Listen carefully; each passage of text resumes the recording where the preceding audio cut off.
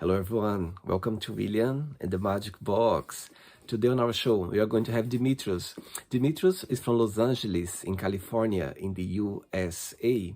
So let's see what Dimitrius has to say. Enjoy the interview. Hello. Hey, how you doing? Hello, Dimitrius. How are you? I'm good. I'm good. How are you doing? I'm very well. Thanks so much for taking the time for the interview today. Thank you. No problem. No problem. I appreciate you asking me and offering it to me. Great. So tell me, how's your day going so far? It's going good. I'm in California, Southern California. So I had a late night last night, up working and stuff. So I didn't get to bed till like 4 a.m. or something. So excuse Oh, me if I look a little tired. that's I okay. apologize. That's all But yeah, right. And that's the place where you're born and raised? yeah, I was grew up in Los Angeles, California. Wow. So tell me, what was the best part of growing up in Los Angeles? Um, Oh man, I guess I would say the weather. I would say is the best thing. You know what I mean? So it's like, um, yeah, when you're born here, you're just kind of used to it, and you assume it's like this everywhere. But yeah, it's multicultural. So there's a lot of different people from other places in the world that come here. So you just meet people from all over the place.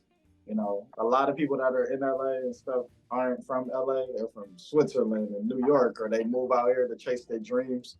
So it's cool. It's cool. I wouldn't trade it for anything. I feel blessed to be able to say I was born in Los Angeles. Amazing. All your family, they live in Los Angeles as well? I currently live in the Inland Empire, so I live a little outside Los Angeles now, but I grew up in LA, but I live in Riverside County now. I I see. don't know if you're familiar. Where are you located? I'm in London, in the UK. Okay, okay. You ever London. been to LA? No, I never been in LA. No, I have so many guests on the show actually from LA, but I never been myself. Okay, yeah. So yeah, most of my family is from here, you know. So uh, yeah, my mom grew up in New Orleans, Louisiana, and my dad's from Los Angeles. So I yeah. see. Tell me, what do you do for work, for living, Demetrius? I have a couple businesses that I run. So the main two are I'm a music producer. I run a record label. I have 6 artists on my label right now. So I've been doing music 19 years. I'm 39 years old. I'll be 40 next month. So since I was 20 years old, I've been doing music and producing records and stuff with artists. So that's like my first love, my passion. And then I also run a social media marketing agency. So I'll basically entrepreneurs and businesses, brands hire me to bring them traffic to their Instagram account, so that they're able to make more connections and turn that into more sales. I see. I believe that's how we got connected, is through my agency. Absolutely, it's through social media, Instagram. Yes, that's how your profile came across, and I spot you. I said I'm gonna invite him for the Magic Box. Yeah, yeah, for sure. You're saying that your birthday is next month. Which day? November 5th. Okay, I'm November 17th. Okay, fellow Scorpio. Scorpio, yes. Yeah, yeah, yeah, We for speak the sure, same language. for sure, for sure.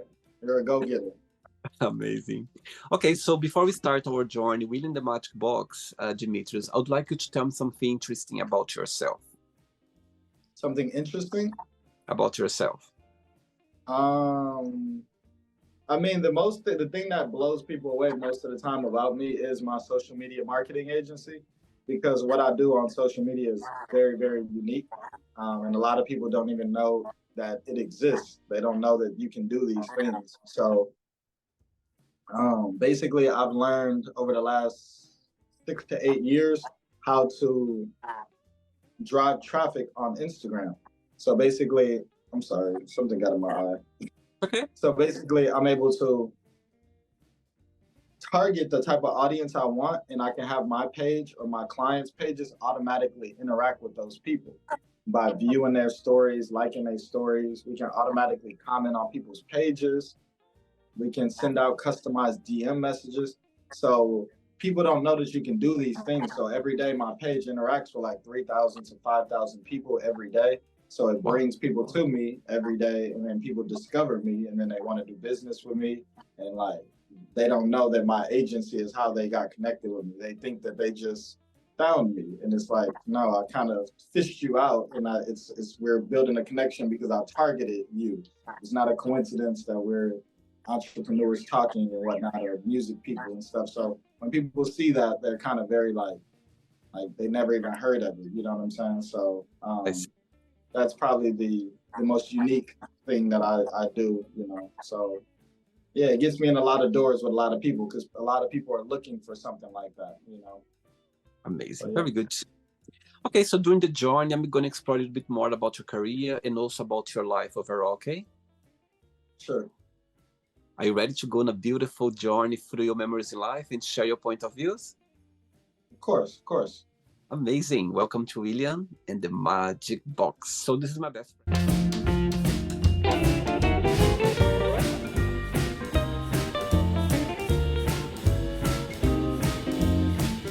Full of random fun questions. I'm just gonna play a song now just for us to relax a bit before the first question, okay? Let's do it. Right, so before we start the game, during the journey, if it comes up a question that you don't want to talk about, some reason you don't want to answer, always can change, okay? All right. First question for you is, what is your favorite TV show? My favorite TV show is The Wonder Years. Tell me about it. It's a show that came out in like the late 80s, 1980s, early 90s.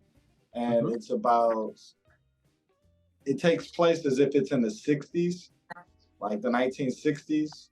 And it's basically the story of a boy who goes from like sixth grade to like college. So every season is like, it was on for like, I don't know, 8 years or something like that, 10 years. So you actually see this kid go from 13 years old to like 20 or 19 years old. And like the stuff you deal with as a young boy, meeting girls or playing on the football team, the years you went through it, we all went through it as a kid from 12 years old to 18, the crazy stories that happen and those things, and getting a girlfriend, falling in love, getting in fights, and you getting into it with your best friend and dealing with your older brother and your family. It's like, so it's a show about the wonder years, the years of you coming up as a young male and the things you deal with and stuff. So it's something I introduced my sons to, and it's one of their favorite shows. And then they ended up reprising it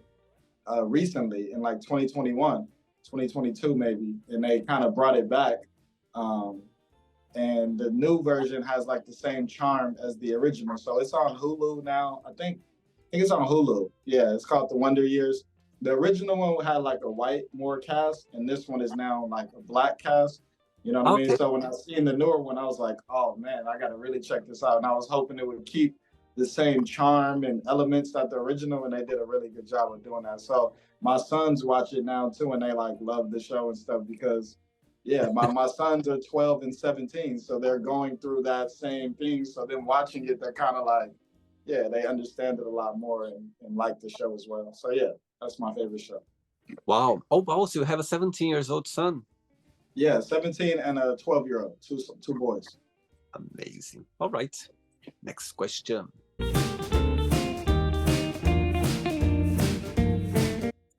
Hey, next question for you is, what has been the happiest point of your life? The happiest point of my life, I would say the birth of my two boys. I It would be knew it the stayed for some reason. I first. knew. Yeah, it's not really much that can top that. Like you see your little ones, you know. Me and my wife have been together 20 years now. We got together at 19 and 16 or Oh, wow. 17, 19 and 17, about there. And so yeah, we've been together 20 years. She's 37, I'm 39 now. So that's why our son's 17, you know, we've been together a really long time. So um yeah, it's kind of like I got my dream girl, and then I had my two sons with her, and now we're still together and whatnot. So to see her have my children and stuff is like, dang, this was a girl I saw around the area and was like, dang, and now we have kids, and we kind of be tripping off of it like, this is crazy, you know, that we've made it this far. Most people aren't 39 and been in a relationship for 20 years. You know what I mean? So people were kind of like, very surprised by that, or they don't see it that often. So yeah. As I can see your eyes shining when you talk about your wife, tell me the very first day when you saw her. Walk me through the day when your path crossed. I had seen her a couple times, like locally, just here and there. I used to work at Domino's Pizza, and I delivered a pizza to her one time, to her and her best friend. So that was a funny thing where I was thinking, oh God, because I had seen her a couple times around and was like, man, I got to figure out who that girl is. And then one day I had to deliver a pizza, and her and her friend answered the door, and I was like, oh man, she sees me delivering pizza. This is never going to happen now. I look stupid. But actually, that wasn't the case. And then I basically bumped into her again at a movie theater. And then I started talking to her there, and then we exchanged information, and yeah, it kind of went from there. Yeah, pretty much that was how it went. Who fell in love first, in your opinion, do you think? Who what? Fell in love first between both of you? Who fell in love first? She fell in love first. She told me she loved me first, for sure. Oh, sweet. Yeah. The good thing was, like, just like I had my eye on her, she had her eye on me. So we both kind of was like, attracted to each other. So once we started talking, it was just kind of like an easy, yeah.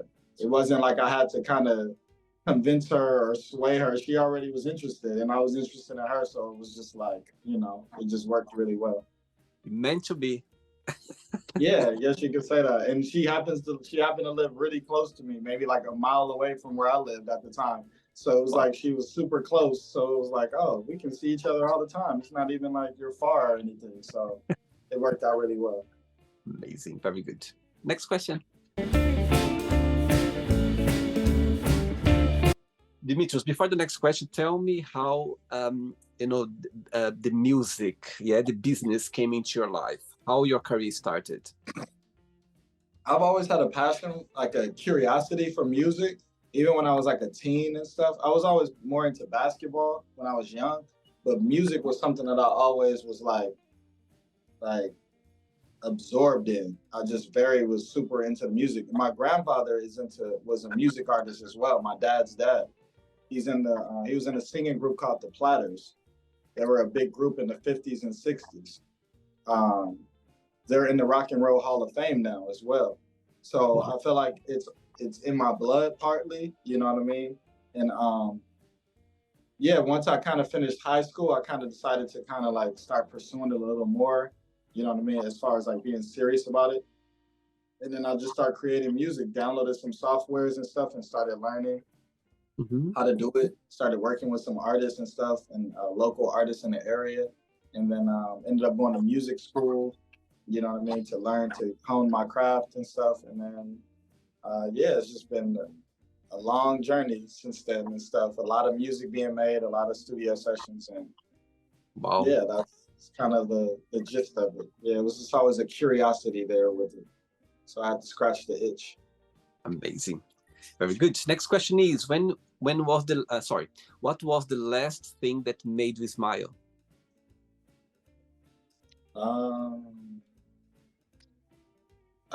Being in Atlanta this past weekend. I mean, I smile every day. I'm a pretty happy person. I'm pretty happy with where my life is.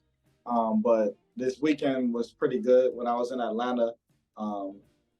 Just seeing a lot of the culture there, and just the unity that's in Atlanta is surrounding the music scene, how many people work together. It was really rejuvenating, I guess you could say, because I'm from Los Angeles, so going to Atlanta and going to the South from the West Coast and spending time there and being with like a really big music exec out there, and him like showing me around a lot, and like, really like being on board with me and really wanting to lock arms with me and stuff, and wanting to help me take my career to the next level, and me elevating what he's doing as well. It's good to know the hard work is paying off. You know what I mean? That it's not for nothing. Sometimes you can be on a road for a very long time and you wonder, is it going to pay off or is it going to happen? But as long as you keep the faith and the belief and work, you know what I mean, and do what you're supposed to do, I think the universe will reward you with the time you put in and stuff. So I'm starting to feel those the fruits of those labors starting to come and stuff. So it's a good feeling. Amazing. Time for another question? Definitely. Let's do it. Next one. All right, next question for you is, what would be your theme song if you had your own show? What would be my theme song? I like the That's question. it's a really good question. I'd have to think on that one. Yeah.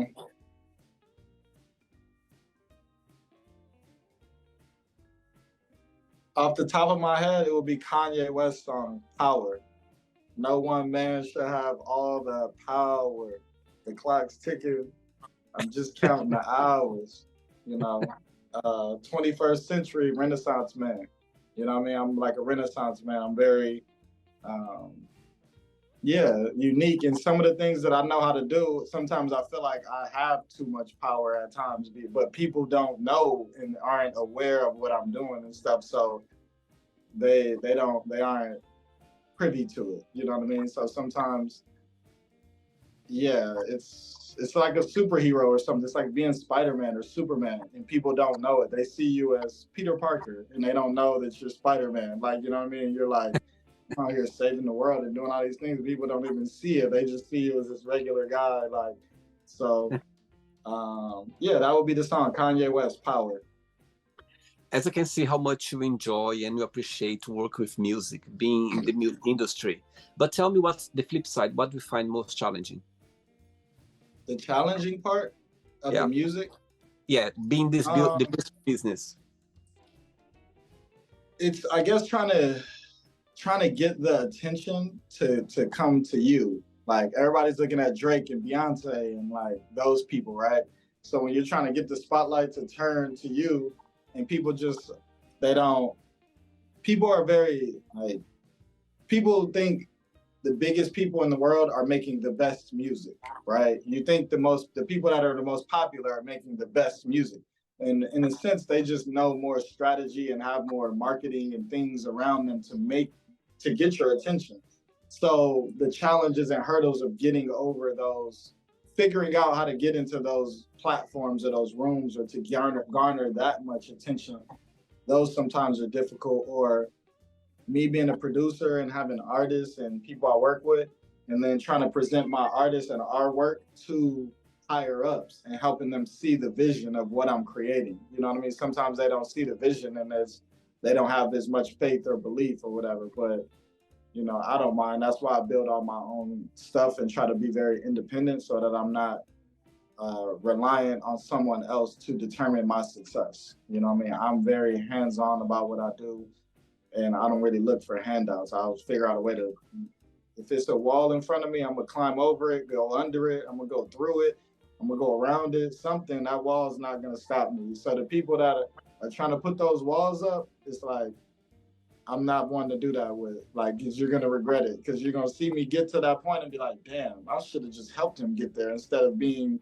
the guy trying to stop him from getting there. Like, you know what I mean? So sometimes it's those type of things, like the relationships that you have to develop, and sometimes with the music, and it's not just always about the music. It's about all these other things and stuff. So that can be very frustrating at times.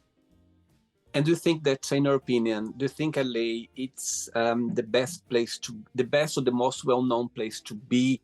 If people wants to, to start a career in music or connect with the right people, or being in a place where things happen. Do you think, in your opinion, LA is the right place in the US? I think now with the internet, it doesn't matter where you are. You can connect with the people you want to.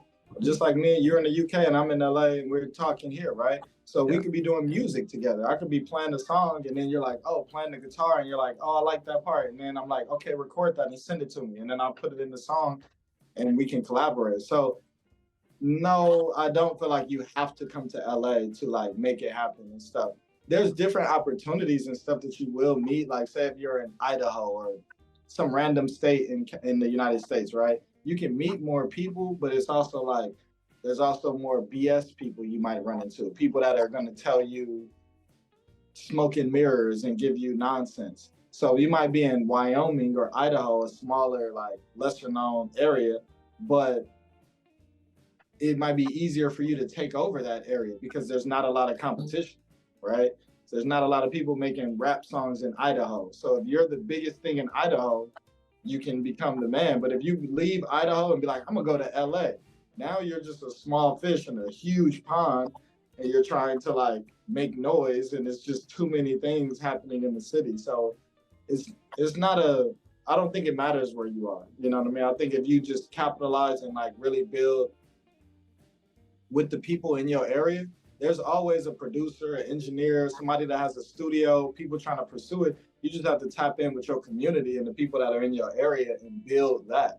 You know what I mean? Because real quick, like music is cultural. So if you're from the UK and you're like, man, I want to make like UK big in music and hip hop, it wouldn't be smart to move to LA or Atlanta or New York to make that happen because I'm not from the UK. So when you're talking about UK stuff in your songs, I can't relate to it. So I'm not going to know what you're talking about like that. So it's going to be a disconnect. But if you stay in the UK and you rap about these things and then you get into the people in that area, they know what you're talking about. So they're going to play it more and relate to it more. And that kind of builds the fire to where maybe me in LA is like, damn, I heard of the dudes in the UK. I need to check this out, as opposed to the UK guy being right in front of me going, check out my music. And I'm like, bro, you're from the UK. Like I'm from the West Coast. So I'm like, I want to hear some Snoop Dogg or Dr. Dre type stuff. So if you bring some UK sound stuff, it's going to be so foreign to my ears that I'm going to be like, what? Like, you know what I mean? Like, let's say, might not be the best analogy, but it is analogy. So on the West Coast, you know, west side of the United States, you know, you heard of the Wild Wild West, right? Just the theme cowboys, right? So there's a lot of shootings and stuff on the west coast of the United States. But I know in the UK, they've been guys like Jack the Ripper and stuff, and like there's not a lot of shootings. There's a lot of stabbings in the UK. People don't use guns to commit crimes like that. So say if you're rapping about stabbing people and all this stuff in LA, it's like they do drive-bys and stuff. So they're gonna be like, we're not walking up and stabbing on somebody. Like it's little stuff like that that's cultural, right? Within certain stuff. If you're talking about a certain food spot in the UK and I've never been there, I won't be able to like related to it, not connect with it, but it's also like you are supposed to take me to that place. So when I'm listening to your music, I feel like I'm in the UK and I'm like, oh, this is what it's like. So there is part of a job of you bringing me into your world, right? Like Dr. Dre and NWA brought people into the LA like scene and were gangster rap, and this is what's going on in LA, and people were like, oh my God, like they were revealed to this world that's going on, and that enamored people. That's what other people have to do in their region, like make me aware of what's going on in Africa or Asia or the Philippines or Australia. Show me. I don't know what the ghetto of Australia is like. So someone who's from there needs to make music to show me so I can hear it and go, oh, now I get what's going on in Australia. I know the struggle. I know the plight, right? That's what the job of you supposed to do. So it's better to be in your region and doing that because people are going to naturally relate to it. And then the flames can get bigger and you can grow from there instead of leaving and trying to go to another city that it might be very difficult. So. Amazing. All right. I'm sure you know what you're talking about, so I totally understand. For sure, for sure. 3 questions left. Let's do it. Okay. Next question is, where is the most exotic place have you ever been? The most exotic place I've been? Trinidad. Wow. Yeah, I went to Trinidad for a music conference a couple of years ago. I went twice. So Trinidad was a beautiful country. Just, yeah, it was definitely a different experience for sure. Yeah, just beautiful country, people, the food, the accents, just the culture, everything was just really, really cool. You know what I mean? So I would pick Trinidad currently. So thus far in my life, Trinidad. Amazing. 2 questions left. Let's do it.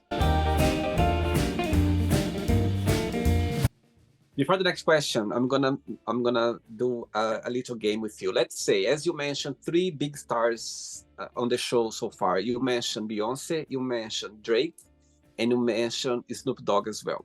Let's say one morning, you wake up, and you can see three missed calls on your phone. One from Beyonce, one from Drake, another one from Snoop Dogg. Which one of those three you would call straight away back? Which one you would send a message, okay, I'll call you later, and the third one you'd go like, okay, I can talk to this person another day. So tell me, between those three, Man, that's crazy. which one you called straight away back? I would have to call Drake back instantly. Like, cause Drake is just, yeah, he's in his prime. He's been in his prime for a long time. So he's currently still ascending. You know what I mean? Beyonce is obviously still sitting at the top. So I would probably be like, why is she calling me? Like, you know what I mean? Like, You'd so message I'm her. gonna be like, You'd message so her she back. would be able to call back Snoop since I'm on the West Coast and I've met Snoop before and stuff. I would just be like, oh, I could call Snoop later. I can get in front of Snoop any point because I work with LA artists. So I can just call my boy Glasses and be like, hey, let's go meet up with Snoop real quick. He called me. Let's go. And I can go see him like Right. no problem. Drake and Beyonce, I can't go get access to. So they would be, if you would have swapped Snoop Dogg for Kanye West, then I would have had a real issue because I would have been like, ooh, because yeah, like then it would have been like I would call Kanye back first, and then I would be like maybe call Drake back a little later, and I might not call Beyonce back because I'd be like she might have called the wrong number. But Kanye and Drake, I'll probably be like, okay, I could get in the studio with them. I could become friends with them. Beyonce is like I'm not gonna be able to become friends with her. I'm not gonna be able to become cool with her, like because Jay-Z is one of my favorite all time. So that's his wife. So that's like my big bro's wife. So I'm not trying to be interacting with Beyonce like that unless it was straight up on the music, because I know that's all it would be. But Drake and Kanye or somebody or Snoop, it's like I can probably develop a relationship with them and be friends with them, and then I would turn into more business and stuff. But you never know why Beyonce called you. She could call you because what's her name of her husband again? Jay-Z. Jay-Z just said, "Oh, can you call Dimitrius please for a minute?" Why are you going to shock? You never know. Yeah, that would be a very tough one. But yeah, since you gave me Snoop would be the easy one that I would say, oh, I'm not gonna call him back, and I would call Drake immediately because Drake gonna give me a hit record like that. Like Drake rap on one of my beats, I'm gonna be in a whole nother level. Everybody's gonna want to work with me. Like, yeah. You know what? A few years ago, people literally, I was working in a five-star hotel here in London, and people thought that I would look like him a lot, like like Drake. We had this similarity, and also like a few years ago, I was in New York City, and I was in New York for the first time. I just been once. It was a dream come true to go to New York City, and I was in a bar with friends, and I went to get a drink, and this guy literally. He came from my side and he was like, oh my God, I literally thought that I was here. Drake was by my side now to order a drink. He thought I could be Drake. Like for a moment he told me, I was like, wow, what a nice That's funny. compliment. Yeah, that's funny. A lot of people tell me I look like Steph Curry.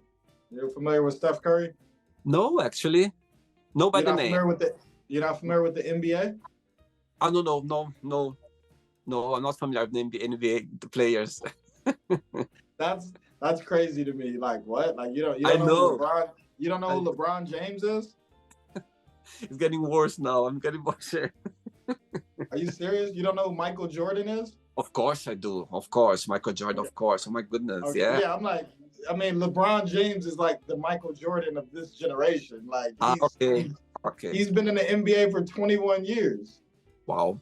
Like, yeah, so I'm like, you don't know who LeBron James is? Like, what? Like, that blows my mind. Like, what? Like, there's people. It's like if you met somebody and they didn't know who Beyonce was or Drake, you'd be like, how do you not know who they are? Like, how have you not heard of them? Or if you didn't know who Messi was or Ronaldo or somebody, it's like these people are super famous and like It's like, doesn't everybody know who they are? That's how it feels like, you know what I mean? I see, but That's of course, crazy. You're like, Steph Curry, who? Like, no, I'm sure if I would see his picture, I'm sure I would recognize. You know what I mean? I'm sure. I'm sure. yeah, It's just I'm terrible with names, but I'm really good. With seeing people. But anyway, no next problem. question for you is: where do you see yourself living when you retire? Okay. That's the thing with music. It's like, I don't know if you ever really retire with music and stuff. So it's like, I kind of just see myself moving up as a music exec and kind of just running record labels and things like that. So I don't know if I'll ever retire. That's part of the reason that I'm into the music, because you can't ever say you're too old. You're 80 years old. You can't be in the music industry. Like, Quincy Jones is still a very respected person, you know what I mean, in the music world.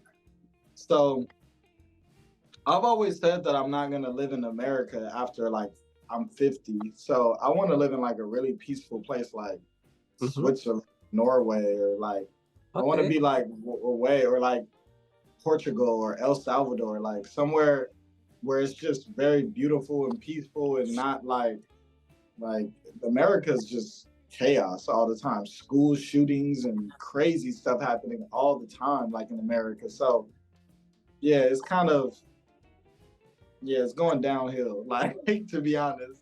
So it's like America has about a decade left in me max. And once I kind of get to the point I want to, I'll come back and visit all the time, but to just live here, I don't know. Like, I don't know. I might live here 2, 3 months out of the year and then live in other places and stuff, and then just do business, and then that'd be it, really. People ask me in the Magic Box where I would live. One of the places actually you said about Switzerland. It's a place I would love to, you know what I mean, to live, to spend some time there as well. I lived in Portugal for 5 years before moving to England, and I Oh, trust me, Dimitrius, Portugal. It's a place to be, for to be. I mean, still working, but a kind of piece of more peace in life. You know what I mean? To have more quiet time, because Portugal, yeah, it's just amazing. It's such a small country, but you have no idea how the quality of life there is. Yeah, yeah, amazing. Ready for the last question? definitely. Let's do it. Last question. But before the last question, tell me, work with social media marketing. Yeah, tell me what for you. When came up the idea of working, with social media marketing? It was out of necessity for me as a musician. So I was struggling to be heard as a musician. I didn't feel like I was being heard at the level I should have been heard. So I Hmm. basically figured out a way to target the audience that I wanted to bring them to my page on autopilot. Right. So once I figured out how to do that, I started selling a lot of music over and over and over to artists. So from 2015 to 2017, I was just selling beats, helping people with music. And then after a while, I realized, man, I can help even more people if I actually offer this service. Because I used to only use the service to sell my music. Sorry. And so basically, yeah, in 2017, I started my agency, and now we have about 250 clients that pay every single month. So it's like a monthly income, for me, that definitely helps me out. My service is only 97 bucks a month right now. It's on the sale. It's like a flash sale I'm having. And basically it brings people 500 to 1,000 targeted followers a month. So I show people how to make money from the traffic that I'm bringing them. So I kind of curate a plan, like, okay, you tell me what your goals are, what the plan is. I bring you the people to your page that want what you're offering. So then you're able to do business with them and make money. And then you're able to grow your business, grow your brand, grow your awareness. Just like you saw my page and was like, dang, he's at 100,000 followers. Who's this guy? That's because I've been growing my Instagram through my agency. I never went viral, none of that. Like, my system is what I've made make that happen. So every day my page grows like 30 to 50 followers a day, right? Wow. And these are people that are interested, that are in my target audience, not fake followers or not bots or anything like that. Real people like me and you got connected here. I So, yeah, that's pretty much where that like came about. You know, it was out of necessity for me. And once I did it for myself, I realized, hey, I could help a lot of other business owners. I could help a lot of entrepreneurs. I could help a lot of music artists. I could help a lot of just people that have a product or service that they're trying to sell on Instagram. Or if you want attention, I know how to bring those people to you on autopilot, you know, through my software. And it's been working flawlessly ever since. So So I believe part that's, of I'm sorry. sorry, part of me doing these interviews is to kind of speak about that a little more, you know what I mean? And then like so more people are aware that okay, this is real what he's doing and this isn't like a scam or fake or anything like that because people are very skeptical on the internet. They think it's not real or they think I'm trying to take their money or hack their page and it's like this is a real service that's going to help you move forward with your career, you know. It's not a vanity play for followers or likes.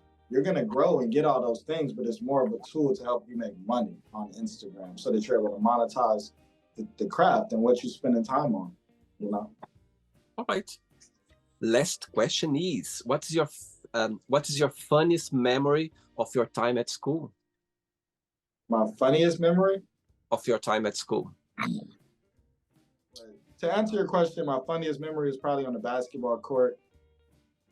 Me making a guy fall on the basketball court by hitting him with some moves, and then the crowd going crazy and like, you know what I mean, and then me scoring, you know what I'm saying, and people being like, oh, like, and me and my teammates laughing about it and stuff, and like, yeah, that was probably those are the type of moments I more remember from school and stuff.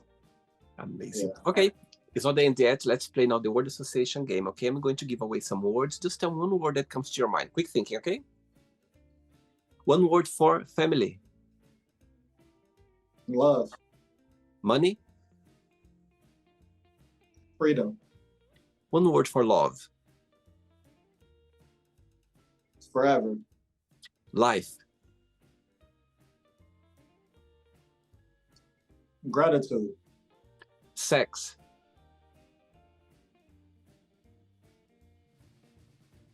A lot. Please. You said what? I said please. Always. Exactly. I was Scorpios. Yeah, yes, of course. Yes, Scorpio, very sexual. Absolutely. Well remembered. One word for politics. Irrelevant. Religion. Mind control. Fear. Not real. Friendship. Like brotherhood. Desire. Desire? Yeah.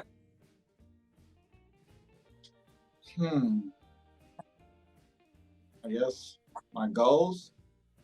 Okay. Desire Regret. to accomplish my goals. Regret? Yeah. I would say like not trusting my instincts. Like regret not trusting the things that I like knew and kind of hesitating on it. You know what I mean? And maybe second guessing myself. One word for success. It's everything. Wish. You know.